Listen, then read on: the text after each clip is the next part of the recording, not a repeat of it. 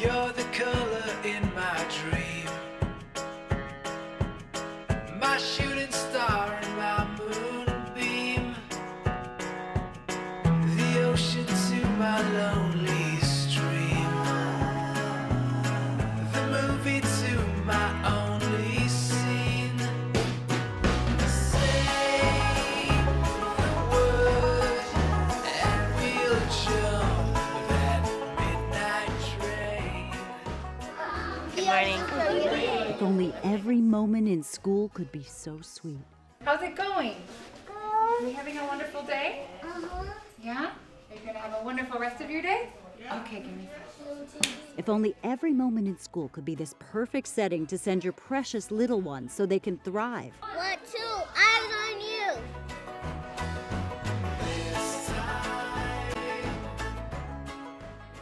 It's what we all want, right? A place for them to learn, a place where teachers are left just to teach, the principal left to just do his or her job of running the school, a place for our kids to focus with no distractions.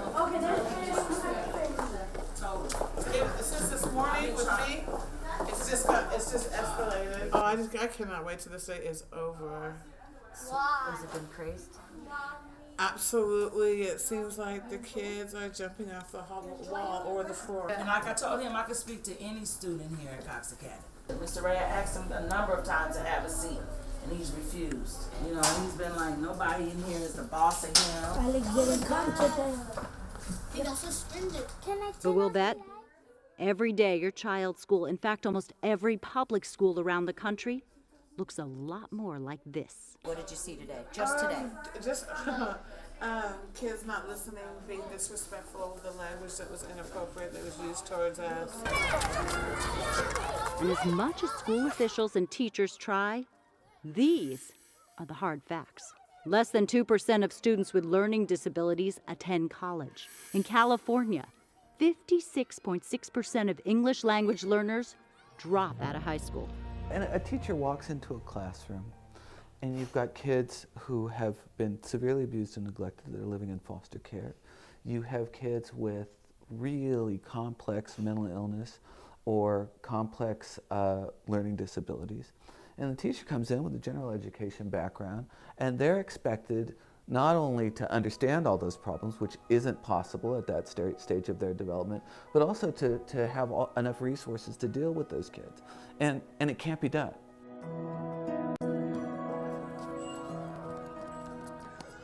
Some 30 years in the nonprofit world in the business of working unconditionally with thousands of the most troubled kids in America.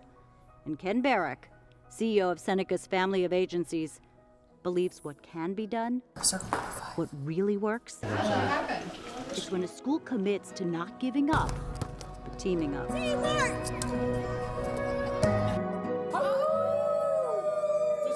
Is every child, every day, we're not going to give up. We're building a system to support children. His team partner in all of this, the CEO for Oakland's charter school group, Education for Change. So 6 teachers total. 3 for each. What we are getting now in terms of support for those kids, the level of counseling and mental health support we get, just the amount of intervention we get, the coordination of those services, I mean, it is 10 times more than what we had before in resources for the same amount of money. What's the word? Good, Estella, go ahead and write each. What's working? It's not magic. It's called Seneca's All In. And this is actually about serving all children more effectively and supporting teachers to be more effective and actually making the school, shifting the school from we deliver curriculum to we educate and empower children.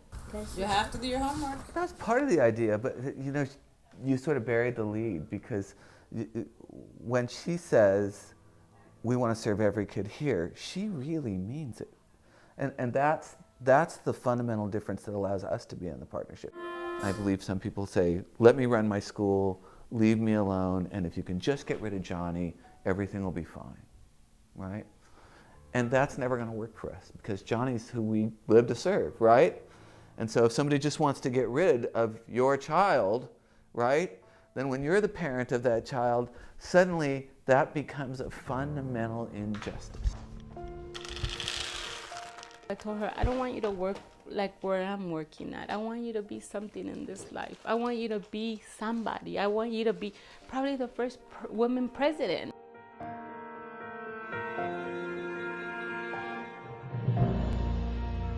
For her little 7-year-old Estella, Martha Palacios dreams of much more for her than working at Jack in the Box like she does now in Oakland.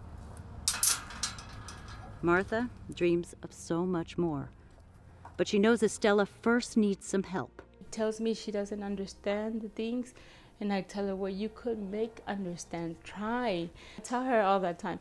I said, don't ever say you can't do it. You just say try. Always have to try. When I enrolled her in kindergarten, I went to show them that she had certain problems with speech, learning, kept things like she couldn't understand. Give me B, B, B, B, B. Stella had a really difficult time with her whole day at school. She had a really hard time following directions. She wasn't able to complete a task. Eat on the other side. But I noticed that when Estella would talk to me, it was hard for me to understand anything she was saying. At the end of the school year, Miss Rollins, her kindergarten teacher, she was telling me, I'm really concerned of Estella, that they're not giving her the therapy that she's supposed to get. They only take her out for 15 minutes, 5 minutes, or 10 minutes. And it's only maybe once a week. They're supposed to take her out for three times a week. Martha was very concerned about Estella. She was worried after 2 years of kindergarten that she still wasn't making any progress. She can't read, she barely knows her letters, she can't attend to a task for more than 5 minutes, and she doesn't really like school. We were really worried that she would fall through the cracks, that she wouldn't make the progress that she needed. And where do kids go who fall through the cracks? Where do they end up? Right. Not in a good place around here. Unfortunately, it's unsafe. I was really upset. How upset? Really upset. I wanted to cry and I wanted to pull her out of school. What did you feel? This is so unfair. Because it was not fair. Why was it not fair? Because I'm thinking that she is getting some help. Stella's mom was desperate to get the services that she needed, and she was going to advocate for them any way she could. She's a very good person. She's very lovable. And sometimes I don't understand why they say something that they don't promise. I feel like I'm not a good mother. But you could go that long and not know, and then, right? And then Right. they were the ones. They were making me upset. I wanted a meeting with the school district. Martha never ended up getting that meeting with the school district.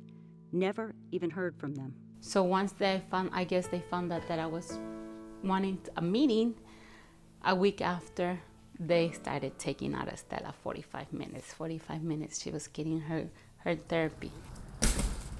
But a few months later, Estella's teacher told this hard-working mom of 3 little daughters that Estella's therapy had stopped once again. How long did this go on before you For met? almost a year, almost a year and a half. I was angry and I wanted to pull her out of school and take her to another school, find out where can I get more help, because I know that Estella needs a lot of help. I think that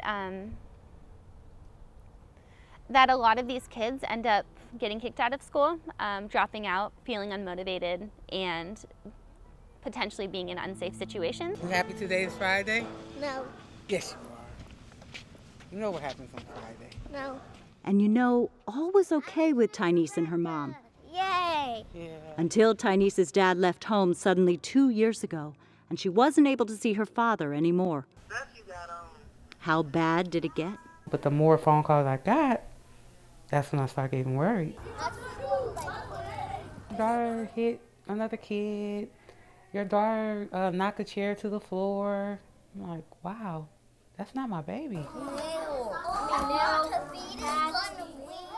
Books were being thrown, chairs were being knocked off. She was hitting kids for nothing. She was craving for the attention, the void left by her dad. She was kicking students, she was throwing chairs, she kicked the teacher a couple times. She would throw her pencil, she would fall on the floor and roll around on the rug and just otherwise throw a tantrum.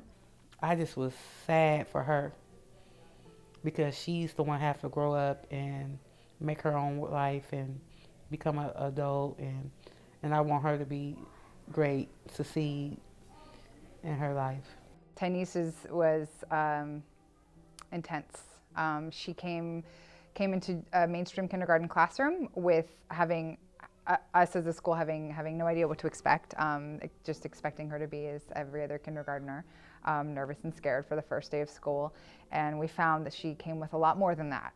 She had a lot of meltdowns in class. It was bad. It was a daily thing. Before 9 o'clock, almost every day, Tynese was in the office. Tynese's teacher would bring her down. Tynese is looking sad. Her head is down because she knew she had done something that was unacceptable. Couldn't work. I was getting phone calls at work. What does a mother feel for her daughter? It's an unbelievable feeling. You feel helpless. You don't know what to do. You don't know what to say. You're apologizing for your kids. My biggest fear for Tynese was that she was going to hurt herself or she was going to hurt someone in the classroom. But I think on a deeper level, I was worried that Tynese felt like she didn't belong, because she would come into my office and you could just look on her face. She knew that what she did wasn't okay. And I think she really wanted to be in that classroom. I think she didn't have the tools needed to support herself to be in there. She didn't have the language. She didn't have the skills. She didn't know what to do. I was desperate. It got to the point where I went to the school board. Started reaching out, like, is there any other type of class you can put her in? Any type of school you can put her in? I just know I needed some help. I'm dreaming. But what does that do when we make good choices? It makes us feel better, and then But no one at the time had any good answers. The new principal at Cox Academy says this was traditional education at its best. Before Seneca, we had a very traditional looking special education program at the school. We had a resource teacher, we had a speech teacher, we had a mental health, a counselor at school. And no one really worked together for any of our students, and no one really knew what the other was doing. And in those cases, the principal has very little say or control around how resources in the school are spent, or how kids get service and how that's aligned to what's happening in the classroom. All of it happened entirely seemingly out of our control, despite paying hundreds of thousands of dollars for the services. That in the past system or in other models, special education assessment is the gateway to accessing resources. And it's an incredibly costly and time-consuming way to help kids get any level of service. Hey. Hey, how are you? Good. This was all before Seneca Family of Agencies was asked to come in to help.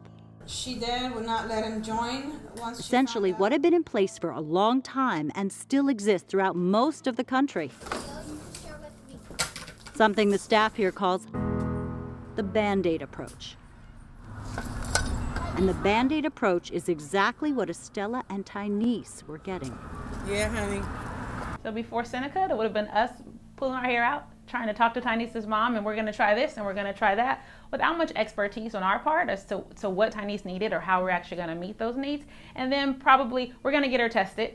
And that process takes a very long time, about 60 days usually. In the past, we would have put her out of class. We would have tried to do some different behavior supports. We would have given her a sticker chart. But again, not with any big idea of how to actually move her along or how to actually support her. It was just us trying to figure out, like, let's try this, let's try that. And without any input from any type of experts, or without any collaboration from any types of experts. And when that happens, what do we see with this kind of approach? We see mothers frustrated, parents frustrated, we see teachers frustrated, and we see kids who are virtually not getting help, just out of class all the time. And we actually see site administrators who are overwhelmed because they spend a great portion of their time trying to figure out what to do for a student. Before Seneca, we had a special ed vendor, which means we have a contract, they come in and they provide some number of hours of services, they bill us for those services. There's very little accountability to actual, like, does the school improve? I mean, I think we had one special ed teacher who was working with, I don't know how many kids, one speech therapist, all disconnected, right, and uncoordinated. And very little progress. Like, the bar is not moving. It's like they're just kind of treading water or getting worse, frankly. I mean, it's about paying the bills and getting paid and providing some number of services. There was a time when we had one part-time counselor for 500 plus students. And we have so many kids with so many needs and so many different kind of needs that it just wasn't addressing everything. As a teacher, you don't always know the kinds of strategies that you need to try. You do your best, you research, you look things up. And the word can't, unfortunately, became a very common part of our vocabulary. Went to our outside vendors, we went to the Unified School District, it was, we can't provide that for that student. This kid needs a hearing aid, this kid needs this. There was all this red tape to go through, so can't became a normal part of the conversation. I've been with a couple of other schools and here before Seneca, and it just seems like there are boxes on a list that you kind of check off and you say, I tried this, I tried this. This is the next step. It's not like, how do we approach this from a different angle? It's just boxes check, okay, this is what comes next. There are schools that have this model, but it's this agency runs therapy. This agency does special education. This agency does after school.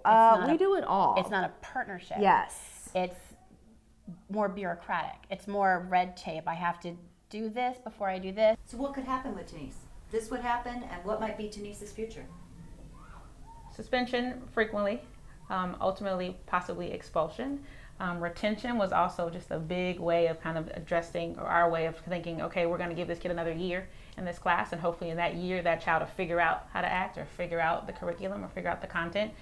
So usually expulsion or sending the kid somewhere else. She would be maybe easily in a special day class at a school labeled with emotional disturbance, out of the general ed environment. It's away from your same aged peers. It's in a secluded classroom. Maybe juvenile hall, you know. I didn't even want to think beyond that. Unbelievable feeling. You feel helpless. You don't know what to do. You don't know what to say. You're apologizing for your kids. You know, it's different. I wouldn't want no parent to go through this. Okay, so if he's pushing you, do you have to hit him back?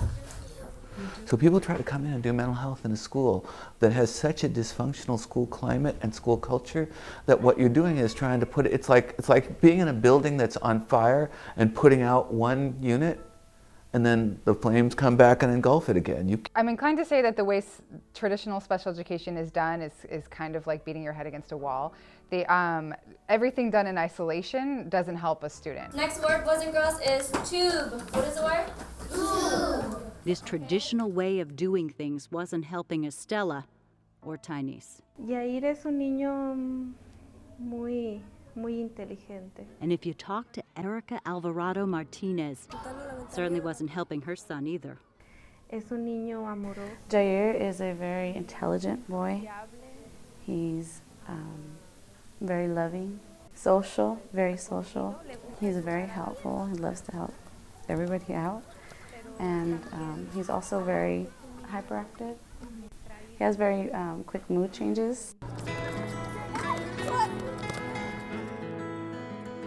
At first, Erica says her son's second grade teachers thought his aggressive behavior, his lying, and bad grades were because he was speaking two languages, Spanish at home and English at school. Cuando nosotros no recibíamos. Beginning, when I wasn't receiving any services for Jair, I felt very frustrated because I didn't know how to act with him, and I didn't know how to help him.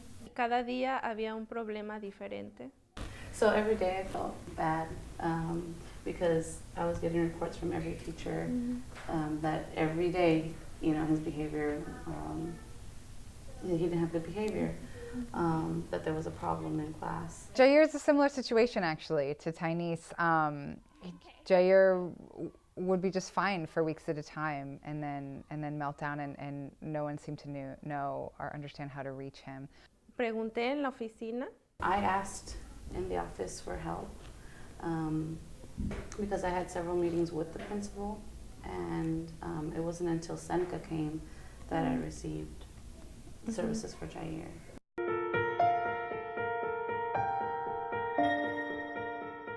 Seneca's all-in partnership program didn't start with Erica and her son. Although Erica credits it with turning her son's life around, it also didn't start with Estela or Tanise.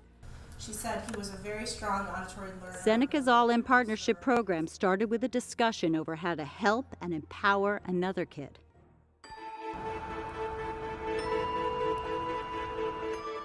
It was back in the fall of 2011. And I think when I called Ken, actually, I have to confess that it was about, I don't think we have the right services for this child. Like both I need your help thinking about this child, but also like what services does Seneca provide?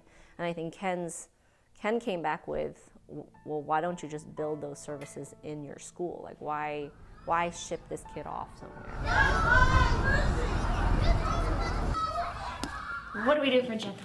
That's how the school year began, with a Seneca all-in approach to building these services in the schools. I'm going to have you working on capital and lowercase d.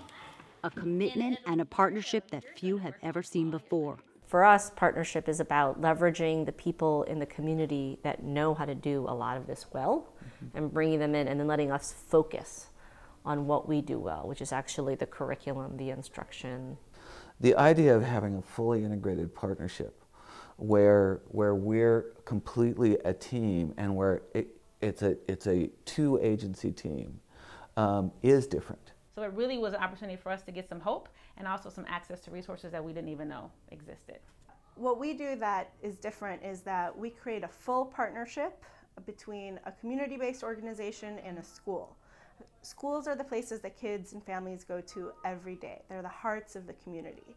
What we've done in this partnership is bring those resources here and bring together a multidisciplinary approach to meeting students' needs at school, their families' needs at home, and the community's needs around shared resources. It's not easy to partner. Partnership requires making decisions together, requires a level of willingness to sacrifice on our part, right? This is not a contractor. As educators, we're very collaborative around academics, right? So if we have a kid who's not performing at grade level, we can come together and figure out a number of different things we can do in the classroom to help that child. When it came to social or behavioral issues, we weren't as efficacious, right? And there weren't necessarily people for us to go to figure out what could we do.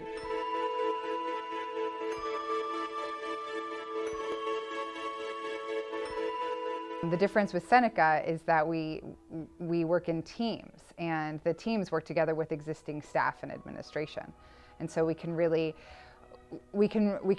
all see all aspects of a child's needs and serve those needs together.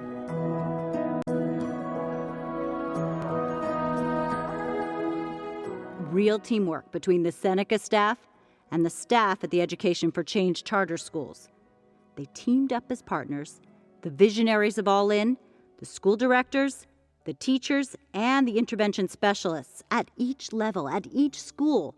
When there's a full partnership involved, there's a Seneca staff member with a school staff member as a team on the campus working as one. So at Cox currently we have 2.8 teachers, two of whom focus on special education, that's their background. One of them has a background in bilingual education, which is a big need at the school. We have 2 mental health therapists who do individual and group therapy and then also consult on the school's culture and climate and other mental health needs that come up for students at large. We have a dean of students who helps with behavior redirection for students. We have a speech and language pathologist, an occupational therapist, we have several kids who receive behavioral coaching or have one-on-one behavioral intervention support providers here at the school. We have a deaf or hard of hearing specialist. We have a nurse for a student. We have a Braille instructor, an orientation and mobility instructor that comes in for one of our students. We have a vision specialist. I don't know any program that's like this, especially in this area. I don't know of any that have the model that we have. As a teacher, it lets me focus on a small group of students at times, large group of students at times, but it takes the one-on-one and it takes that off my shoulders so much. We've done a number of teacher surveys and interviews that indicate that teachers feel a greater level of support and they actually feel more efficient. Are supported emotionally, physically, socially, emotionally, and Seneca can provide that when we don't always, as teachers, have time to sit one-on-one with 23 to 32 students. They were so creative to figure out ways to support us in problem solving for our students. I think it's part of the Seneca's all-in approach. Everybody's all in together to support the students, the families, the teachers. Everybody's all in together working to make education possible for everyone. And when you have students that are presenting behavioral problems, it's also affecting the other students in the classroom. And so the all-in approach takes like someone like Tynese and removes them so that you can work with them, but also allows the other students to take a breath. Right. To take a breath and to get back to the business of work. Not just addressing the needs of my special needs kids, for lack of a better term, but really trying to, how do I better support all students who went to my school by tapping into the resources that Seneca brought and making sure that my teachers actually started to build a toolkit of ways to support students at all different levels. We have to look at this as, we're going to pool our resources and figure out how better to serve kids. And that is complicated to do well in the nonprofit sector where everybody's fighting for every dollar. From my standpoint, the all-in approach doesn't help just the children who have problems or things that need to be addressed, but it helps all the students. For us, partnership is about leveraging the people in the community that know how to do a lot of this well, and bringing them in and then letting us focus on what we do well, which is actually the curriculum, the instruction. I think what we're trying to do is to say to the principal, here's a whole set of problems that you're responsible for, but you don't need to think about. Because we can do that, we can be your partner to help you think about that.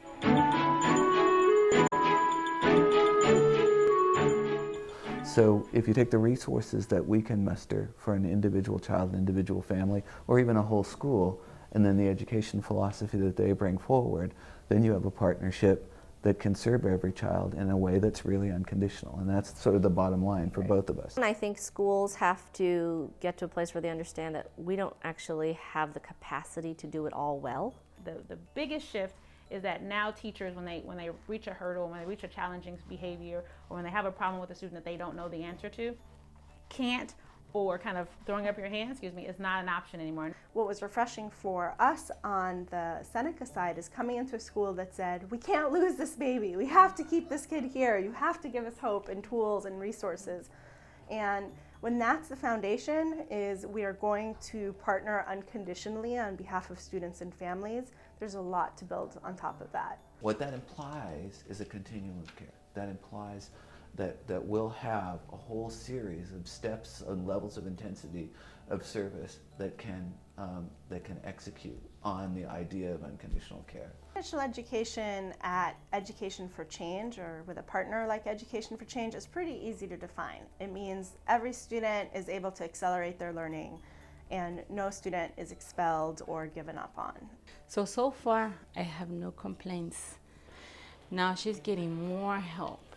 Now I am so happy. Seneca came in, and I think she felt a sense of relief. We were able to give her what she needed with the support, so she not only got more time than she was getting before, so she could catch up on what she had previously not had. She's getting more help.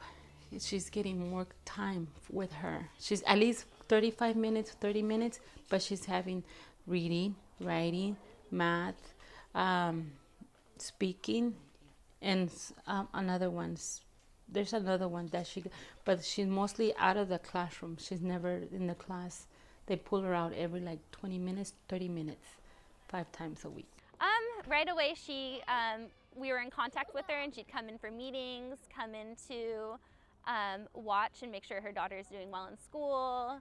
They work as a team. They talk to each other. The teacher and the therapist talk to each other. If Estela needs more help in reading, writing, or speaking, they'll help her more. You go to the home, you go into the community, and you're at the schools. Tell me. And when you go to the schools, how do you interact with the teachers? How does this work? Become a part of the community. So Yeah. that's one key difference is when you walk our campuses, you really can't distinguish the Seneca staff from the Education for Change staff, because it really is about the partnership, right? And so they really walk in and become a part of the team. So what does she mean when she says that?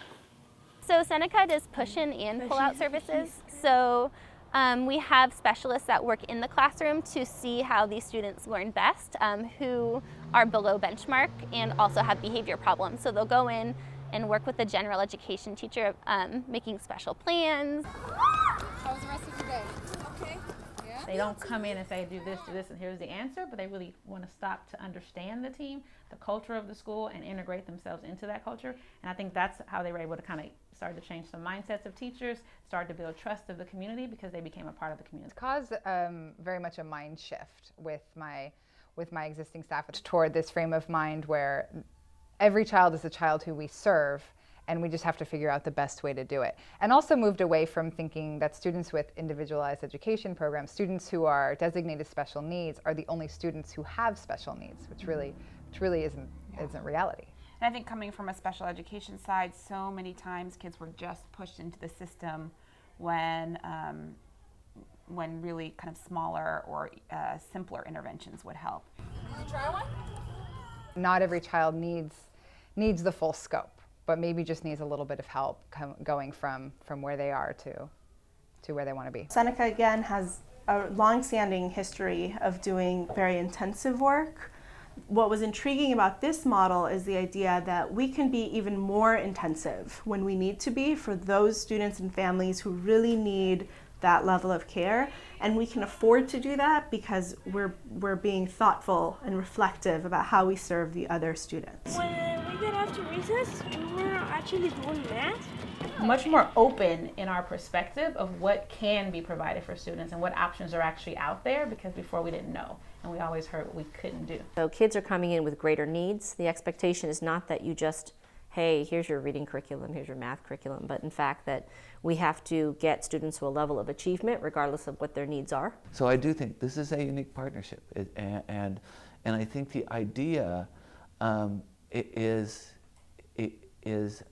original in the sense of the level and depth of the partnership and integration. Since we've started the partnership with Seneca, we have a true partnership. We have a group of people that come here every day looking to do whatever they can to help support our kids in whatever way they need.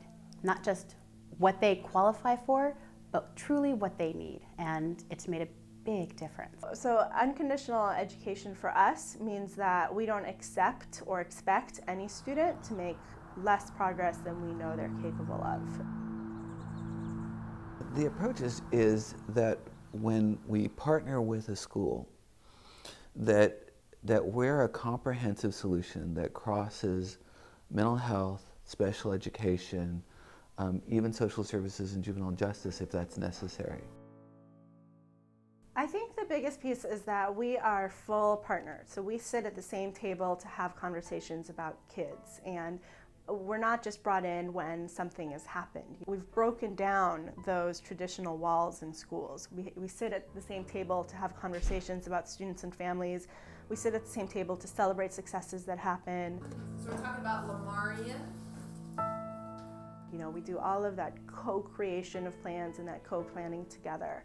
Coordination of service team, which is the whole school represented at the table, from principals, resource specialists, general ed teachers, speech therapists, counselors, and then a teacher who is presenting a student at the time. She dad would not let him join once she found out that they had a spot, so she agreed to after school, but then she didn't let him go. Teachers walk away with either strategies, information, we call it our action commitments. And you do half the fourth, and we do half the fifth, and you do half the fifth. That model is not at every school. And that's what makes this partnership unique, is that we have that model where we have costs, where we sit around the table. Richard! Cost prevents students from slipping through the cracks that otherwise that wouldn't get help because they don't qualify. And what's more, parents like Martha now feel very involved. They work as a team. They talk to each other. The teacher and the therapist talk to each other, and we're coloring your fingers. We were able to give her what she needed with the support, so she not only got more time than she was getting before. I did progress monitoring every week, so we check up on her reading and math progress.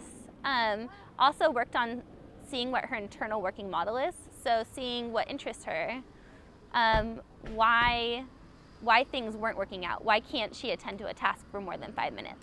A lot of people would say it's ADHD, just put a label on it. Well, sometimes it's just that she needs to find something that motivates her. She really likes to have glitter in like nail parties and sticker parties. There's like this triage that we get to do with these students. Part of the way that we've built that in is that we constantly use data to figure out which of our interventions are working, which interventions are not serving all of the needs of students and families, and which students and families haven't even entered the radar yet. And so we're not waiting for a test score or a 60-day timeline or another federal mandate to let us know which students to target. We target every student at the school, but at their level of need. How is this done? As a longtime Bay Area community-based organization, Seneca is able to tap into their Seneca Education and Training Institute, based in Oakland. Assessing? Assessment of learning during lessons. Some. Okay. And created in the 1980s, the institute, which draws upon grant and private funds, brings cutting-edge training to all its staff, professionals, and parents. All in program specifically, the way that we've been able to tap into that is multifold. We can bring in specialists who can train on specific intervention. Each kid's different because all the kids are not the same. They provide what they need, the supports, they individualize. And a lot of times the kids know exactly what it is they need, and they just need help. They just need people to listen. This is Bowtie Friday, and Bowtie Friday was created to meet the needs of all students.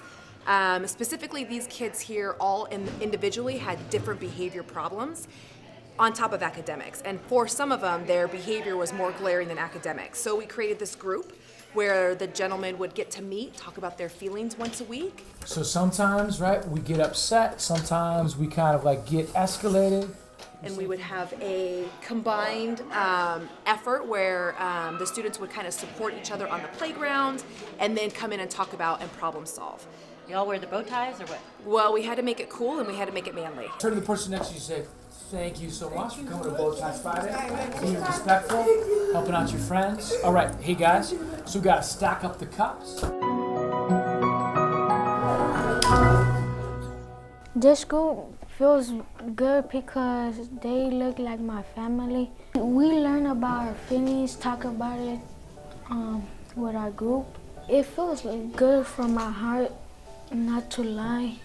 Part of our unique approach to making sure that these kids are taken care of as a whole, just not academics, like as a whole. When they feel better, they're more willing to work. When they feel good, they're more willing to take a risk and be open to learning different strategies, where before a lot of these kids weren't. They were in the back of the classroom, they were quiet or disruptive. Now they're rolling. All right, see, that's how we roll, okay? The wolf is acting normal. There are other programs, but none of them are so willing to do whatever it takes to make the parents feel comfortable with what we're doing, to communicate with what the parents are doing. Le ha ayudado a él y me ayuda. It helps him out a lot.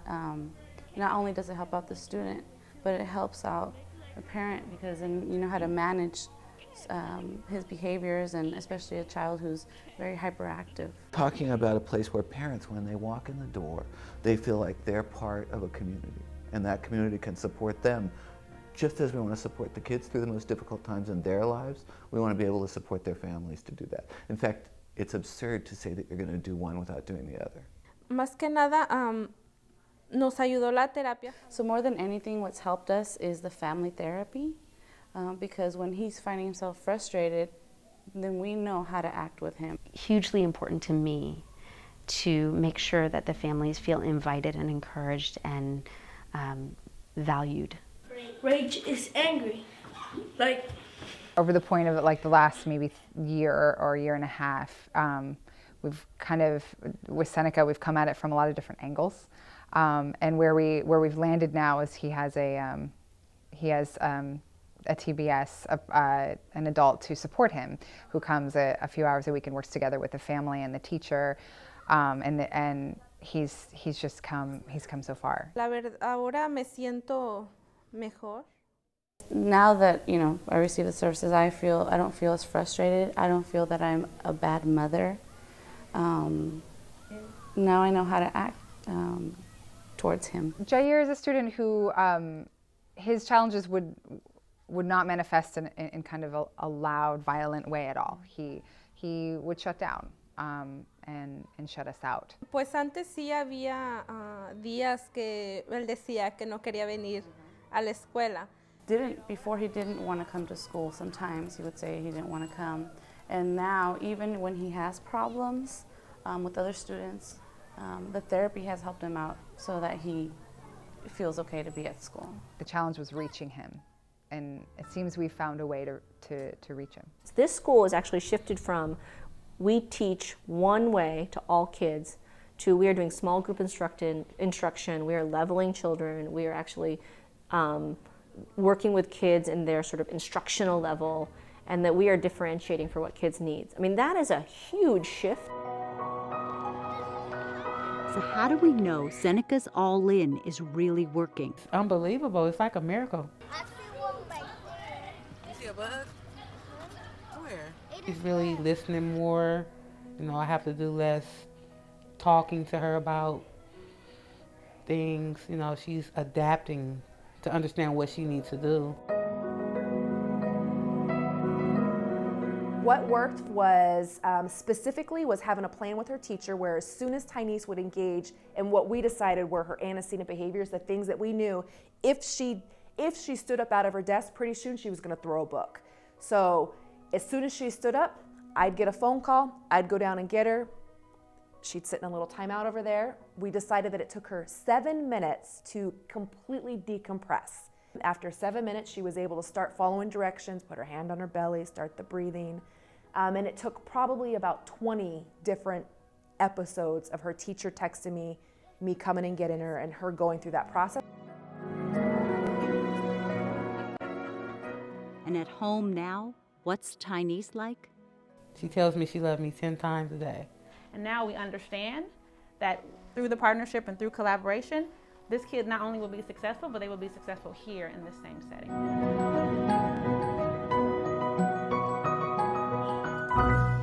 They have skin in the game, and they care as deeply about the success of the school and the kids in the building as I do. And that is frankly kind of a relief, because this is pretty hard work to do in isolation. And if the more folks that are coming to the table to do this work together, the better.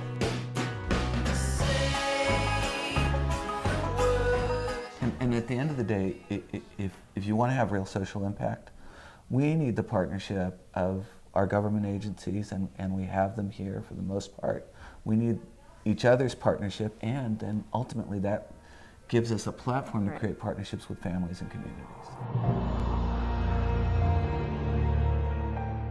There are other programs, but none of them are so willing to do whatever it takes to make the parents feel comfortable with what we're doing. It's like, I look at her and I was like, wait a minute, you're learning how to do your math? I was like, oh my God, that's good. I can hold a conversation with Estella. I know exactly what she's talking about.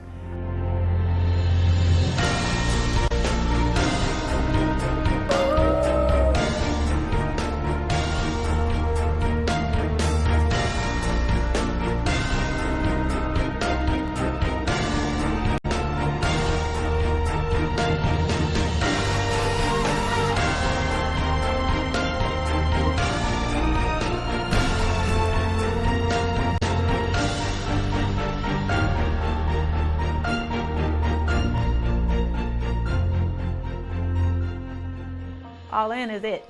All In is it for sure. All In not only helped my teachers, and not only helped me, and not only helped Tyneese, but it helped Tyneese and her family. I think that's, again, what sets All In apart from the traditional special ed model. She told me, oh, you look so young. Yeah, better.